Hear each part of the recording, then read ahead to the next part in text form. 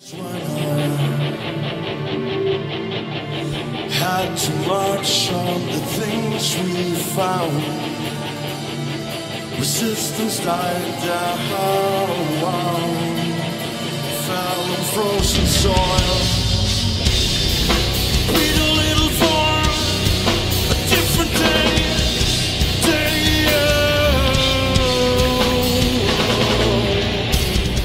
Well, you're watching Superskum.com. This is Carlos Reale, and we're here with Jonas from KATATONIA, who's going to give us a little bit of his time.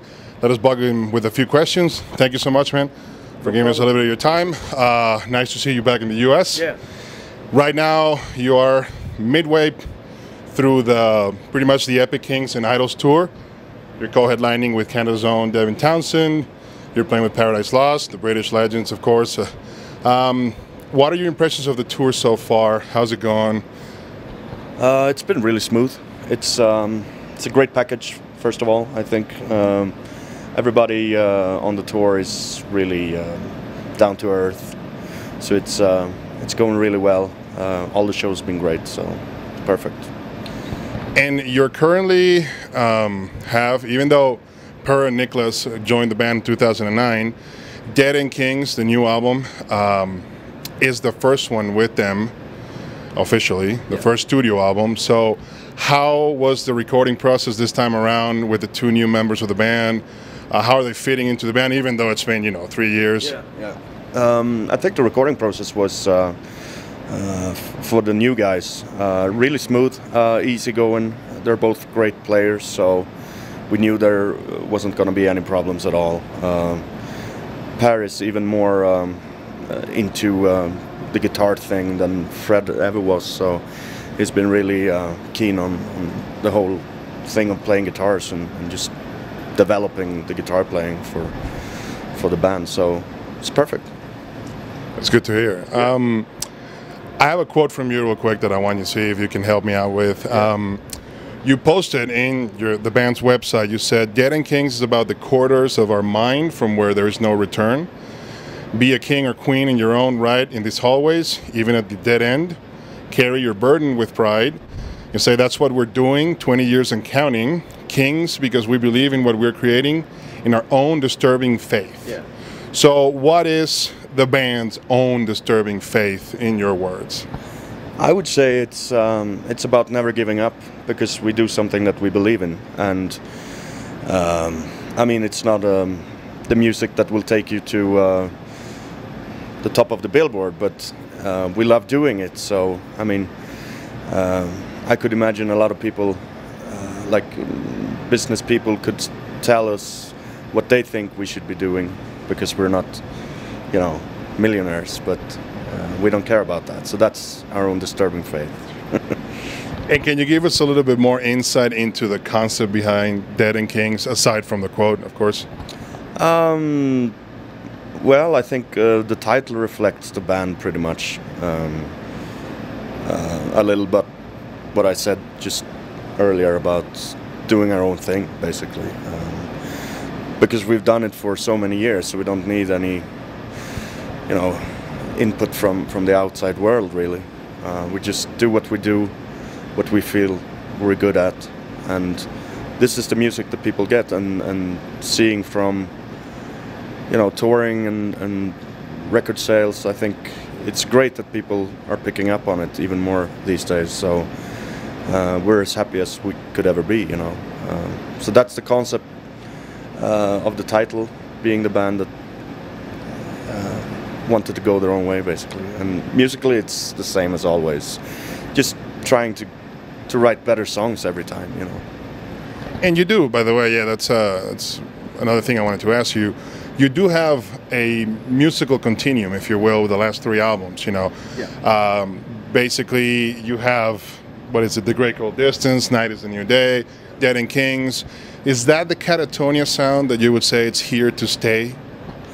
It's hard to say, because we're always up for experimentation.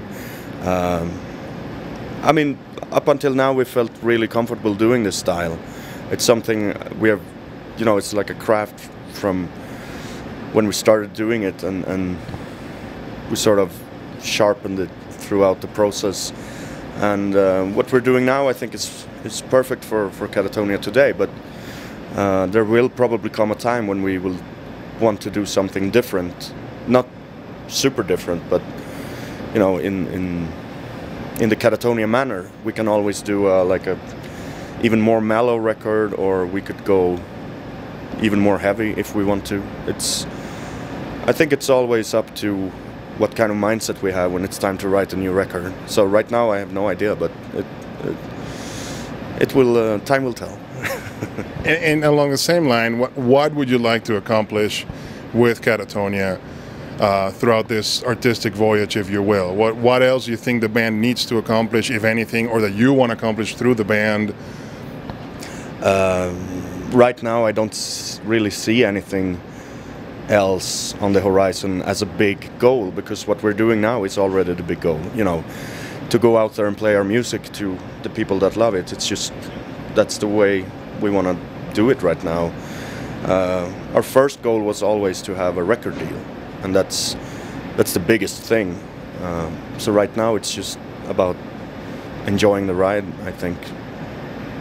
And it's a process, you know, it's been going on, of course, all your career, but you have albums like Tonight's Decision, you have Last Fair Deal Going Down, and that's where Katatonia started getting its niche of the sound and the Katatonia music brand, if you will, or sound brand up to a point. In your opinion, where do you think Viva Emptiness actually fits into the whole discography or the history of the band, or the creation of that unique Katatonia sound that, of course, you guys have? I think Viva Emptiness was a reaction to what we did on Last Fair Deal Gone Down, because that album was full of, I would say, more pop-oriented, rock-oriented song structures, using a lot of full chords on the guitars rather than riffs. So when we wanted to do the next album, we wanted to do something different as a reaction towards Last Fair Deal Gone Down. So we went into more of the riffing thing once again and just tried to work on that. And it's, I think both albums, Last Fair Deal and Viva Emptiness, has been important for what we are today. So nowadays I wouldn't say it's a mixture, but you know, we're taking inspiration from the old stuff as well. So those albums are as important as any album. And you know, you and Anders are the main contributors as far as songwriting goes and music writing for the band. Katatonia is very well known for its unique lyrics, most of them coming from you. Yeah. So I wanted to ask you, what are, if any, if you want to list them, or just talk about any main ones of the literature or literary influences that you have for your lyrics, if anything? Because it could be anywhere from live to any sources to authors. Anything in particular you want to share? I think when it comes to authors, I have a favorite, Paul Auster, who wrote, among other things, the New York trilogy with her. I think it's just brilliant stuff, and it's very Katatonia in a sense, because it's you never really know exactly what to think, and that's what I like about writing lyrics, because they're always up for interpretations. You know, there's not a single way to see how it should be read. Well, we're going to end up real quick. You are also a member of Bloodbath with Anders, and we just wanted to know basically if you had any update, what's going on with the new singer, if we can expect anything else from Bloodbath in the near future. We have been discussing Bloodbath on some occasions during the recording of the new album and the tour here. I mean, it's something that we want to do, but it's just about the timing, basically. Now we're super occupied with Katatonia. Martin, the drummer, is very occupied with Opeth, so it all comes down to finding a little bit of time to actually make it happen. So, and the new singer thing, we're not sure yet, so I can't reveal anything, but I think once we get the ball rolling, it's going to be crushing. Yeah. And then we'll just give you a last minute to say anything to your fans if you want. Any last words? Any advice in life you want to give your fans? Go for it. This is your time. Yeah, I don't have any real advices, but to anybody that is into Katatonia, thank you very much for your support. It's important. Thank you, Jonas. We appreciate it, man. Thank you so much.